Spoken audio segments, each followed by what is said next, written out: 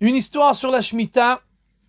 Le Rav Grossman a raconté qu'une fois, un des assistants à son shiur, qui n'était pas tellement religieux, Efi, il s'appelait, il lui a posé la question, il lui a dit c'était en l'année Tavshin Mem, en 1980, et il lui a dit qu'il veut faire, il était agriculteur et il voulait garder la Shemitah.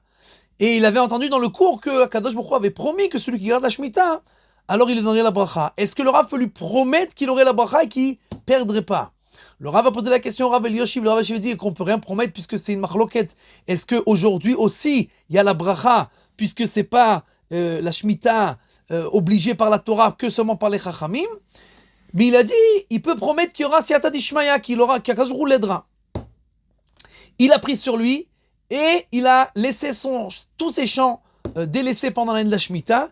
Il est devenu le secrétaire de l'endroit où il habitait. Tout le monde s'est foutu de lui parce qu'il a perdu énormément d'argent, etc.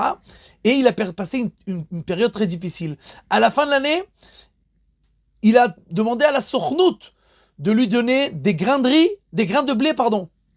Il n'y a plus, tout est terminé. Il avait des contacts, il a appelé, rien, il n'y a plus. Alors un de ses contacts lui dit, écoute, si tu veux, on a des tonnes de graines de céleri qui sont pratiquement pourries, on n'a rien à faire, si tu veux, tu peux les prendre même gratuitement, il n'y a pas de problème. Il a dit, bon, j'ai rien à perdre.